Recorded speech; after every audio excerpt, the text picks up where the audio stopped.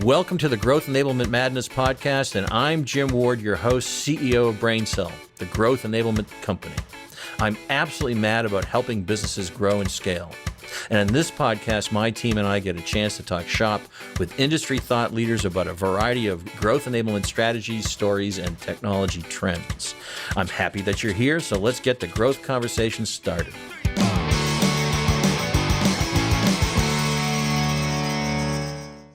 Hi, everybody. This is Jim Ward. I'm CEO of BrainCell. We are a growth enablement company. Our vision is to help companies grow and scale. We do that oftentimes with technologies, and this podcast is a second episode. And this time we're not talking so much about technologies. We're talking about ADHD in the workforce, how it impacts companies. How do we help folks who have some of the positives and the negatives that result from ADHD? And we have an expert with us today. It's James Ochoa is an LPC. He spent 30 years helping adults with ADHD overcome challenges, pursue passions, and live meaningful lives. He uses counseling and coaching and mentoring and intuition. He goes beyond the traditional strategies like organization and time management. James focuses on clients' imagination, life history, and inner resources, which kind of means this is beyond sometimes medication. His insight and action-based counseling style has benefited executives, indie film producers, college students, religious leaders, and more. He welcomes individuals, couples, and family members from Austin, Texas, and beyond. James is also working on his second book, When the Shiny Wears Off. Boy, I know that. Navigating the lifetime storms of an adult ADHD. I kind of screwed that up a little bit, James, but we can clear it up. It offers strategies to help chronic ADHD related stress and minimize its impact on relationships, career, self-care, and mental health. So welcome again, James. Well, thank you, Jim. It's exciting to be on. I love doing a follow-up podcast. It always gives us a chance to get to know each other and really to flesh out the conversation and the dynamics around adult ADHD, because they're certainly vast and wide. And in this case, talking about business owners today and things, it's dynamic. I'm looking forward to it. Thanks. Yeah, I was. We'll recap what we talked about last time, but since then I had a meeting with a senior software executive. We talked about this, and he was really impressed that we were tackling this subject matter. In this community, this the way it impacts business. I would even say it brought a tear to his eye, because there's people that surround us who perhaps suffer with ADHD, Yep. and we care about our family members, our team members, our colleagues. So it's really important in not just to use technologies to grow your company, but help your people to help grow the company. So last time we were just talking about what is ADHD, what's the difference between ADHD and ADD, what were some of the traits of an adult ADHD, how does it appear in the workplace, there are some tips and strategies to manage ADHD at work, and there's a link to the first episode that will be in our YouTube and our content. So Great. Please, if you want to hear the first episode to keep the flow going, that makes a lot of sense. So again, thank you for being with us. And that book's name is what again? Make sure I know what it is and where can it be found? Well, my first book is Focus Forward. Navigating the Storms of Adult ADHD is the concept that opens up about the mental and emotional stress of ADHD that creates what I call an emotional distress syndrome. It's like this chronic, ongoing challenge that just can erode self-esteem and all kind of things. And my second book, which I look to be out sometime in the fall of 24, the spring of 25, is When the Shiny Wears Off, navigating the lifetime storms. These are the ones that don't go away, that really do hammer relationships and career in ways that people wouldn't expect. But I really want to bring that topic to the forefront. Excellent. And that can be found on, I'm assuming, Amazon Absolutely. And all the bookstores. Amazon, my website. Okay. You can get it from bookstores. Absolutely. Great. We'll get that website out there before we leave today. Awesome. All right. So let's just start off with for the audience has a sense of ADHD. So what are some of the identifying traits of a leader with ADHD? What you see? in the leadership within ADHD, we're still talking about, the same diagnostic or the same difficulties in the criteria with follow through, focus, concentration, inconsistencies, and those type of things. When a leader comes to the table, a CEO, business owner, business developer, startup, um, it's a little odd because there are a lot of people around that person that many times either don't want to question it or not sure what to do about it when they see inconsistencies or they see hyperactivity or impulsivity or they see an errant behavior that's disruptive to the team, but the leader really doesn't recognize how disruptive it was. They didn't really Mm. evaluate what they were going to say or how they said it. So there's a concept within the adult ADHD that many times can happen for a lot of business owners is it's uh, affectionately called we call on the mind, out the mouth. It's something that Mm. someone doesn't think about. It's just an impulse response, feels like a good idea, but I didn't hit the pause button because Yeah. on the adult ADD spectrum, right, that pause button is one of the underactivities in the brain development that you've got to create strategies for to manage. So, yeah, Mm. it looks a little odd when you see it with leaders who have challenges around inconsistencies or follow through. And there's generally a lot of forgiveness, right? If someone's an owner or a founder, there's a lot of people who are going to give them some leeway. Mm-hmm. It's when that leeway starts to get stretched or the patterns have been there for a period of time, that's when we really start getting hiccups or some real challenges around how to manage it. So you use two words, impulsivity, if I said it Hmm. right, and errant behavior. Right. What would be an example of errant behavior and of impulsivity? Uh, Someone's in an initial meeting, say we've got potential investors in and around the room. Things are a little bit off the cuff, those type of things. And they may say something that's too personal about an investor, or they might Mm-hmm. say something that's too exposing about where the team is and it's developing that the investors may not need to know just yet. So they I see. might say something in a way that it wasn't ready to be said yet, or it wasn't polished, Mm. and that can just it sets up an awkwardness because they're thinking on the fly a lot of times, and it's a very Mm-hmm. good thing for business owners to kind of put things together. But that evaluation, planning, prioritizing meter, which is underactive on the nature of adult ADHD, sets up this space where I can impulsively say something I shouldn't have said yet, or it was a little too personal for someone. We pulled the covers back a little too fast. Someone's like, it's not a little bit more than I want them to know. Does that Mm. make sense? So That we get does make things like sense. that. It makes it a Yeah. difficult situation. Yeah, and I'm assuming we'll get to some point, if it's not in this episode, the next episode, things to do, some Hmm. tools to use to work on that. Absolutely. We can talk about even some of that today toward the end of this. That Okay. what do we do to manage those kind of behaviors, and particularly in a leader, Yeah. particularly in a leader. Good. Yeah. I'm curious. I think a lot of people out there say they have ADHD or ADD, but I'm sure many of them are sort of guessing or they're doing a Hmm. Google diagnosis. Um, how does one get diagnosed with ADHD? Well, when we're looking at the adult spectrum, ADHD isn't something that shows up in adulthood. It's a developmental genetic condition. It's neurologically based, so there's areas of the mind that are differently set up genetically that cause challenges. And so, because of that, you will have had symptoms or characteristics through childhood. You might have had an IQ that saw around the issues. You might have had a tenacity and a hyper drive to be able to do things at the last minute and get them done. Hmm. You may have had a really good mother who helped to put those pieces together for you, always almost like a coach or an executive I see. assistant would. Hmm. But so really, when you're looking at the adult ADHD diagnosis, Jim, you're really looking at a life history. I You're see. looking at really looking through patterns and sifting through those patterns. Okay. Because in adulthood, it's going to look a little different than certainly it would from childhood or adolescence. But in adulthood, you're really talking about responsibility measures, being late for meetings, having a hard time parenting because you're forgetting things, not keeping up with things at the house and in business. It's, missing the mark on things, having to always course correct something that needs to happen at work. So The look of it is a little different. So the diagnosis really is a looking through your life history.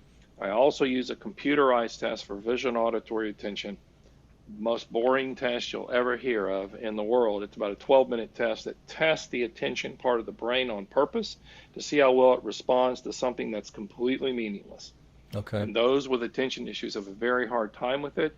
And then we look at diagnostic criteria that are on what's called the Diagnostic and Statistical Manual, the DSM-5. There's Okay. 18 criteria, and we look at those, looking again for symptoms or patterns, not only in the individual, but what others think around him, family members, spouses, coworkers. It's good to get feedback from others.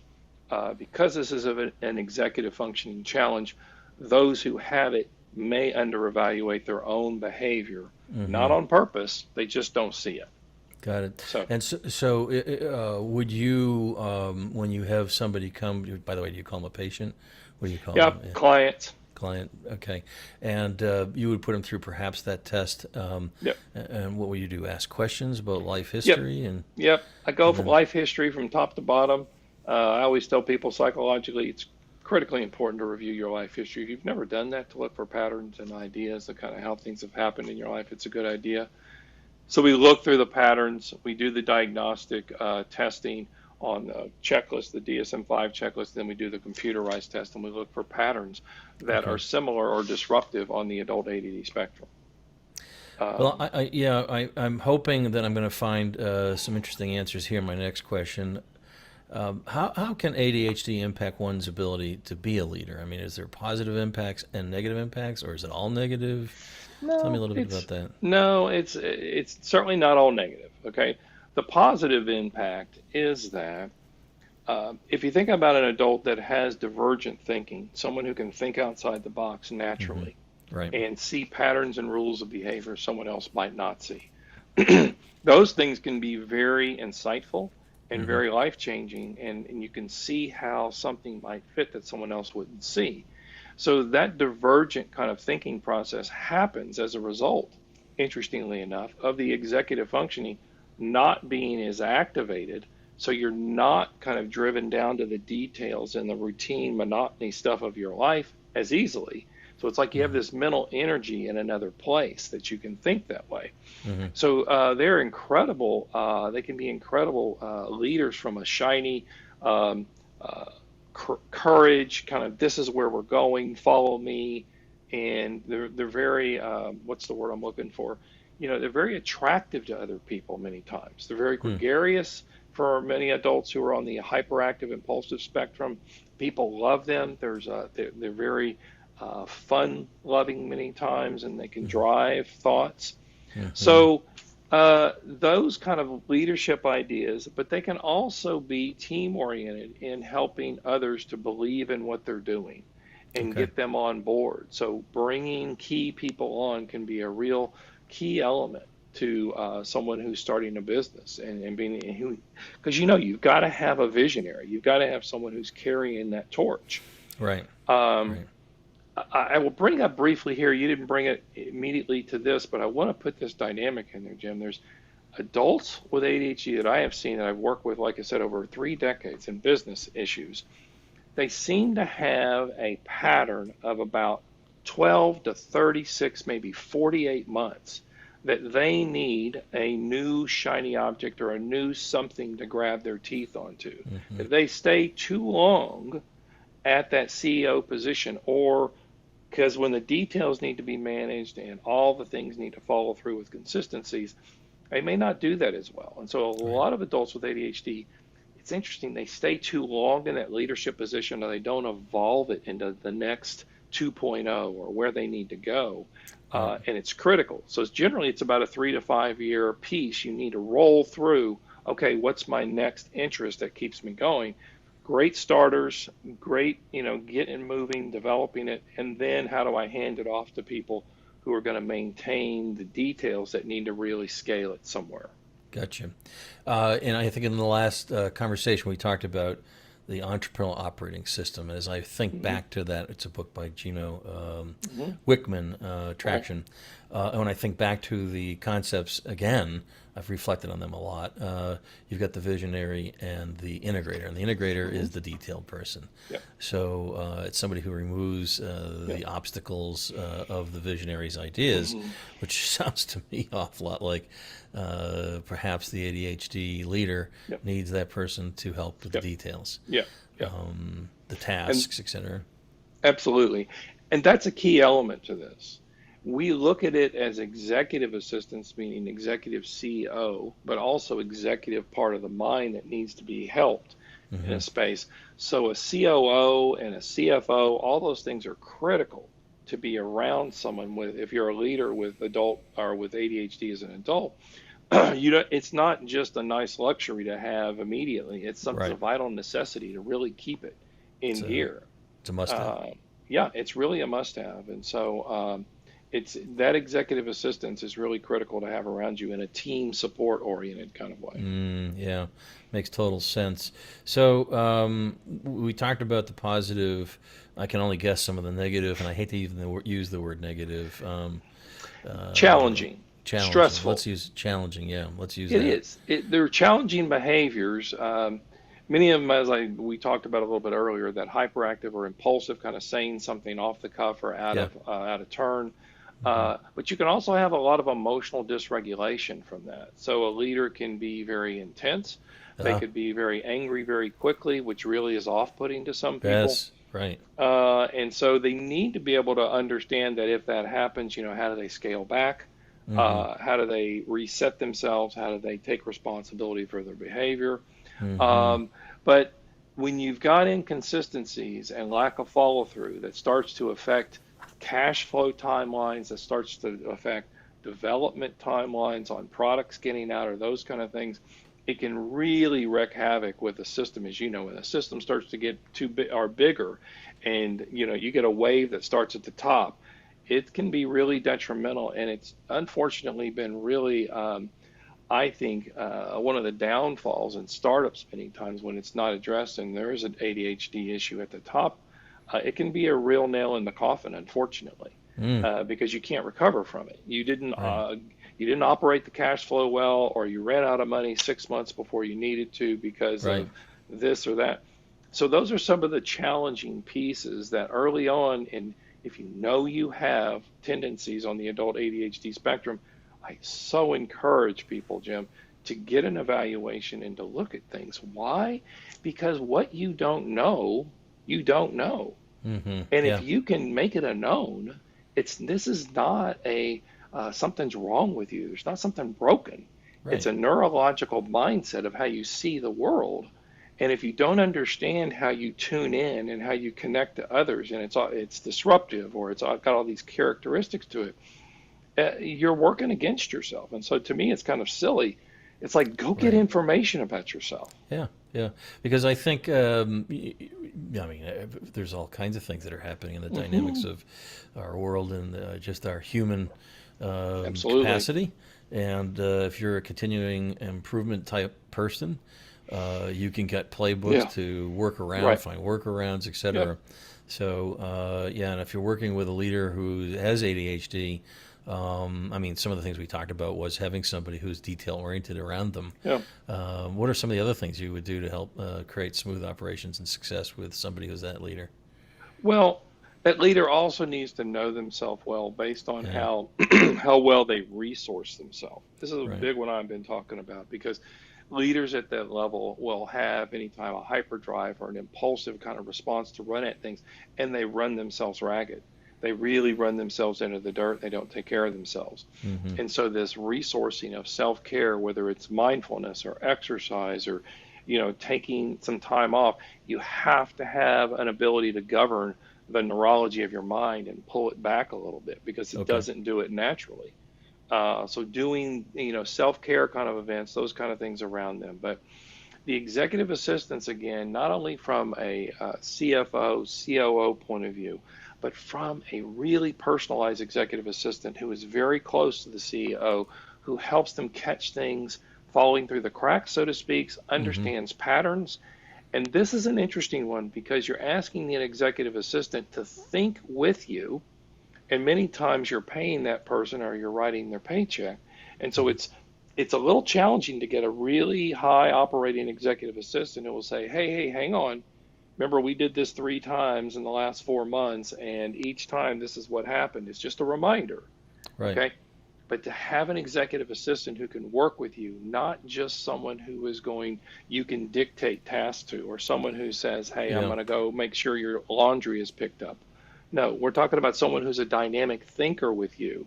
And Right. that's a little different when you're talking about an executive. So when I talk about executive assistants, with a CEO who has ADHD, it's someone who is very personalized and customized, understands their patterns. They Yeah. don't see them as broken, but they want to help them reach a greater potential Yeah. with the systems they set up. That's interesting. It almost sounds more like a coach in a way, because executive assistant, It's they're not so. Um, One recently, an entrepreneur I've worked with calls it his chief of staff, his kind right. of his chief thinker, Yep. on the team, someone who can think out kind of how things are going to happen and what's going to flow. Mm-hmm. So there's different terms you can come up with because you're right, it is more than just someone who is taking care of details for you. Yeah. That's nice to have. It's so much It's more not. than It's that. not your traditional executive assistant that you're It's not. hiring for. No. Right. Absolutely not. And they need to No. be able to have a real relationship with the person, and in some ways, I'm guessing, hold them accountable to themselves, Yes. to progress through executive functioning issues. Yes, Um, and holding them accountable in a meaningful, mature way, not right. like someone who's chastising or that doesn't work at all. That stress model has never worked. I've never liked it psychologically. Um, Right. but someone who really works with you and gets to know your patterns and works with you. So there's Right. a lot of communication and discussion that needs to go on between those individuals. So, is one of the issues that ADHD leader might have, is would it be problem solving? Is there an issue with problem solving?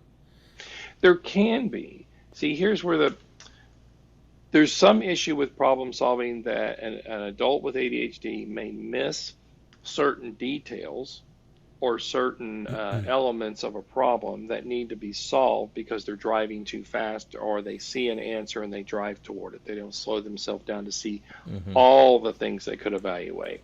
So problem solving can be very creative with an adult with ADHD. They can see a divergent thought or, hey, this is a good way to solve it. And it can be, but then that solution has to be brought down and thought out further to make sure it's going to be doable. So you're not Right. running towards something that is not going to be effective. Right. Uh, I was just reaching for a book, a bullet mhm. journal. Um, uh, so problem solving. Back to that Yeah, question. Problem solving. Uh, so they might see things differently and more creatively, but you use the term emotional. Did you say deregulation? Dysregulation. dysregulation. Explain to the audience what that is. So emotional dysregulation is not being able to monitor how you're coming across emotionally to others. And you might be coming across as intimidating, or you might come across as too intense, or someone who is aloof. If your attention issues if you're thinking about something else or you're distracted, Mm-hmm. you can look aloof. So emotional dysregulation is when you feel like your emotions are not regulated. Simply, they're out of balance. They're too Yeah. intense. They're too separated from somebody else. But it's knowing yourself and how you can come Mm-hmm. across to people. A lot about how to read your audience.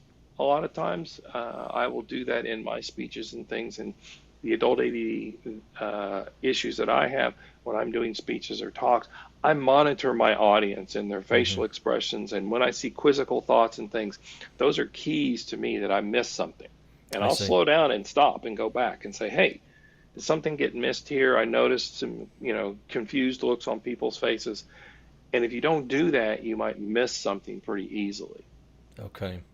Yeah, makes sense. I thought you were going to say that the emotional dysregulation, I think we said it was that the right Mhm. term? Um, might be somewhat of irrationality. Um, Well, it can be it where can be. someone, yeah. And so, what would you mean by irrationality, or how do you see that? That their emotions just get away with them and they become irrational about a problem, so problem solving becomes difficult. Yes. And so they can, and this is where some of it could be too intense. They take something too personally, or Gotcha. they take it on and they don't stay objective to it. But yeah, irrationality can be a part absolutely of dysregulation, because again, they're coming from an emotional felt sense, Right. not an analytical thinking balance sense that says, okay, what's the highest good for the business? So, Uh, so, so that in of itself can create stress and anxiety for the leader, right? Absolutely, big So time. yeah, and how would they mitigate that? What are some of the things they can do? Well, one of them is to recognize again when they sense they're emotionally becoming dysregulated, or they get that sense of I've over personalized something. Because, Jim, if you go back to the executive functioning of the mind, it's a little underactive based on blood flow and oxygen. We know this from developmental research and genetics. Okay? If that's the case, then when something comes at me, I may not evaluate it effectively and I may personalize it too easily. Mm-hmm. Okay, so I take it in and I take it on too personally because I didn't evaluate it as just an opinion someone had or Right. another thought someone had. I'm like, it's a personal attack on me Mm-hmm. because my evaluation of that was too sensitive, and so they get reactive. And so if you know that about yourself, stopping yourself in the middle of it and say, well, wait a minute, I know I have a tendency to be a little, reactive at times. Let me slow down here and ask, what were you saying there? Fill out that thought for me. Give me some more context to it. Okay. So they reset it in the moment by asking others more information to kind of get context, which gives them an opportunity to let that dysregulation calm down and slow Mm. down internally. And I've used that with executives a lot. So it's a technique that they have to be mindful of. Absolutely. Hmm. Yes. And building up that capability and that mindfulness. That sounds like another step before that, right? What's It what's the is. step before that? It's Well, the step before that, I use the term micro meditations, which is 1 to 3 minute stops throughout your day that you resource yourself. You listen okay. to a favorite song, you go look at the sun with your eyes closed and breathe 1001, 1002, up to 1060 for a minute of breathing while you're facing the sun. You can feel the warmth. If you're worried about the sun's brightness, put on sunglasses, that's Right. fine. Hmm. But doing something throughout your day that resources and resets you. That's really what we're Okay. looking at because we have a tendency, again, to underevaluate that we're getting too far into the weeds or we're getting lost in a hyper focus and we're staying too driven on something. So I suggest, my adults, the clients that I work with, 3 to 5 times a day, they're stopping deliberately to slow themselves down 1 to 3 minutes. There's lots of micro meditations that I help them develop Okay. that can give them those skills. So what does it slow the mind down to start thinking outside of itself in a sense, or Thinking outside of itself could be one thing, but it's really just literally letting your heart rate come down, letting your oh, okay, breathing come down. Okay, because okay, some people will just really get amped up inside and they'll feel it, and bringing those things down can be really important. And so it's just feeling the body relax and take a breath. yeah, Okay, I talk about the mind is a muscle, right? And if you yeah, overtax a muscle too much, it's going to fail. Well, we don't mm-hmm, think about the mind as a muscle. And so people with attention issues on hyperdrive or kind of constantly energy driving forward, their minds are always on, always driving forward. right, Well, that mind is going to have problems. It's going to have hiccups. And so it's really learning to relax the mind where you settle yourself in. It's like you just yeah, take a breath for the mind, but being able to do that deliberately is so, I mean, I probably do it 6 to 7 times a day. I've that's done it three or interesting. four times today, I could tell you already, and it's Okay, only 2 o'clock here in Austin, Texas, okay, because I know myself. And probably only one of those times, Jim, actually felt like I needed it. okay, Two or but you three did it times, anyways because absolutely. It's like it's a feeding habit now, oh, what's not? It's a feeding the pipeline. right? I know I've got to keep that muscle extra relaxed of my mind and at ease to be at my best operating Right. systems. Actually, I'm going to take 3 minutes right now. If you could just be quiet, James. I'm just kidding. Oh, Wouldn't that be I'd weird in the middle of? Wouldn't that be weird in the middle of a podcast? I not for said like, me. I See, know I would you and let. I'd be 3 minutes of I'll lead quiet. your whole audience through it, Jim. You know, Yeah, I'm an exactly. experiential guy. I'm like, let's Yeah, go. they'd Yeah, be but all it waiting would, for us to come but it back. would be a little odd. Business Would be a owners would be little like, odd. oh God, we're done with those 3 minutes.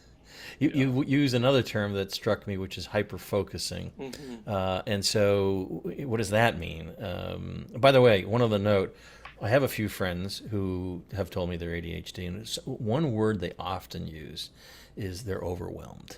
The word Mm-hmm. overwhelmed. Is that a common word that you would hear? Why It do I is. think that is?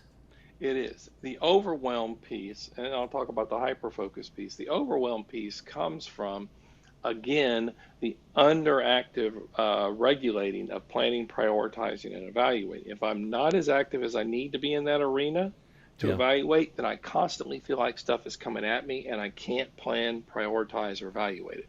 I So see. this sense of overwhelm on one end. The other one is an internal restlessness where my mind is constantly in a hyperdrive or thinking about the next thing and I can't slow it down. Yeah. That's overwhelming. So those are two main arenas on overwhelm. Okay. It's very common for adults with ADD. But the hyperfocusing piece is an attention regulation issue. If on one end the attention is dysregulated from being kind of chaotic and jumpy and are all over the place and not attuned well, hyperfocus is almost on the other end where you zone in so tightly that you don't hear anything around you. You lose focus. Oh, I mean, you tighten your focus only on one thing. The challenge with that is that literally, I have seen business owners, they don't hear someone who says something to them That might because be they're important. so, absolutely. Right. Or if someone comes up and interrupts them normally, they startle into an irritated response because it's like popping a bubble. And then both people are dysregulated. They're like, "Whoa, why were you so intense? I just came to ask you a question." And they're like, "Well, I was hyper focusing, and I was." And so when you tune Yeah. Oh in, my gosh, that's like man, that one yeah, hit me between the eyes because I've asked my team to flash the lights when they come in because I can be startled. yeah, that can Uh, help, and that yeah. can help a lot because the hyper focus piece, as you know, you can get a lot done in it. Okay, Right. you can get a lot of material created within that space, and Right.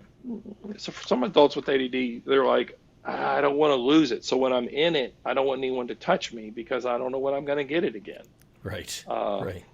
so there's some interesting dynamics there for sure. Very, very interesting. So, where can we take this? I'm thinking that communication, how to communicate with team members when you have ADHD. What's the most effective way to communicate? And by the way, I sort of infer that I may have ADHD or ADD. I've never been diagnosed with it, Hmm. but there are things that we've talked about or things that I've recognized in my reading that I thought, Hmm. geez, I may have some level here of ADHD. Right. So that aside, what are some of the effective communication methods with team members when you're going through, being, your whatever you're going through? A lot of it is a pausing and checking in to make sure you didn't miss details. Let Okay. me make sure I've got all this. Let me make sure I understand where the team's going. Okay, it can be something as simple as that, but that pause and kind of reflection is another big piece. Yeah. Another one is getting information for the executive with ADHD in a way that makes sense to them. I make sense of information through mind mapping, so make sure it's in a mind map. Make Hmm. sure that the information comes to me in a way that I can perceive or get to.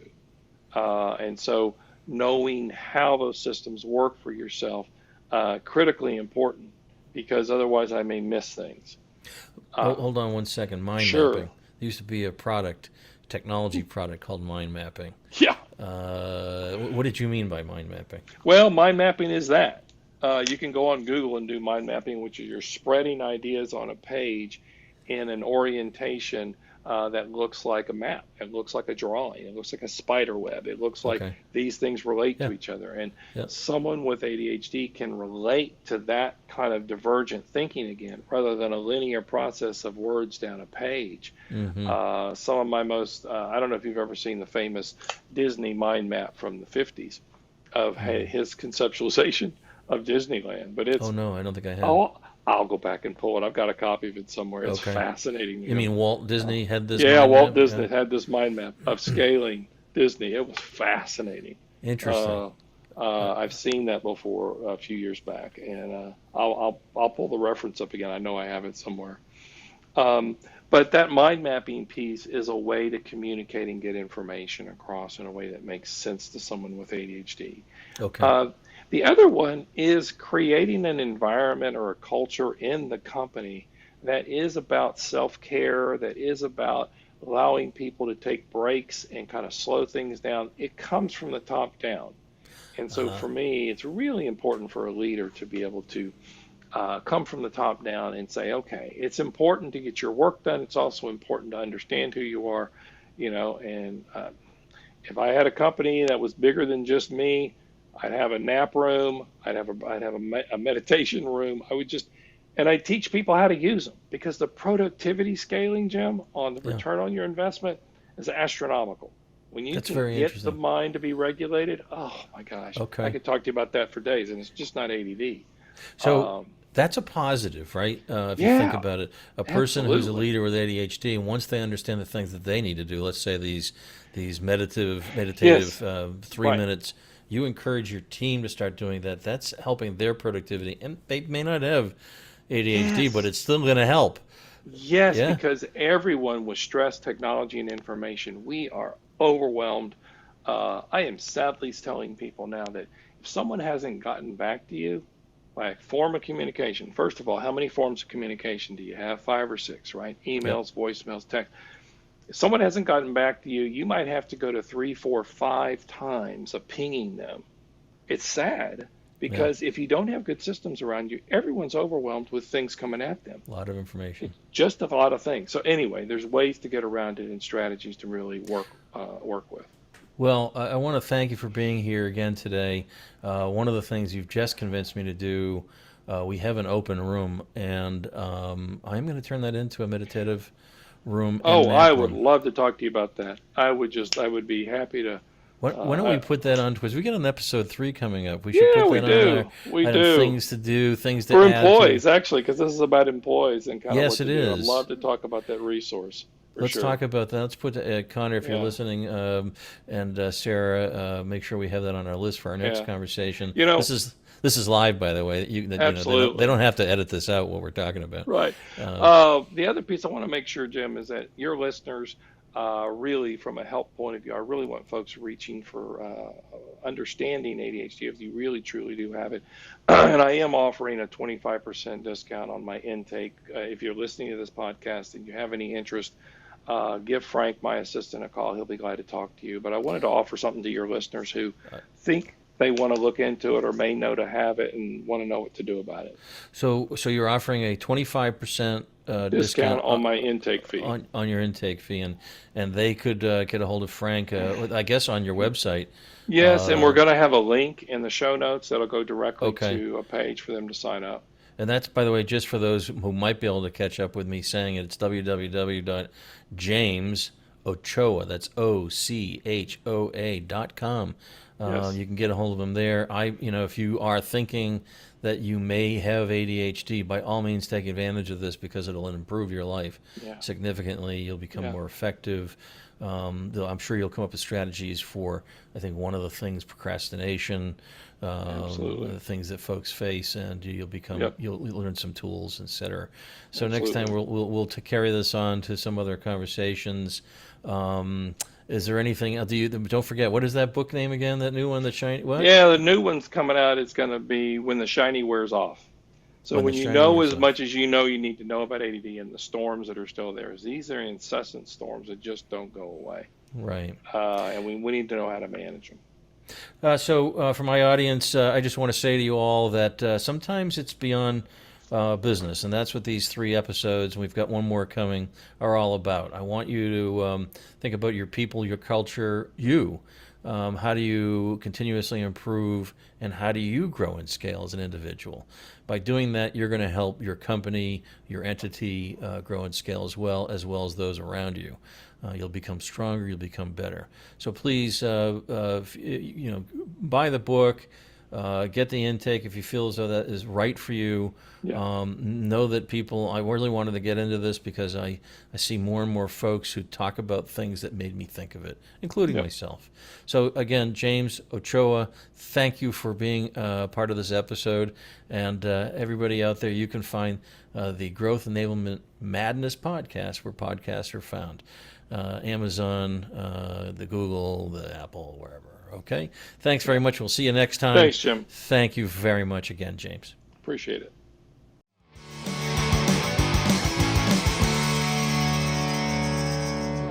Thank you for listening to this episode of Growth Enablement Madness podcast. I also want to thank Divinio Podcast for this episode's production and distribution.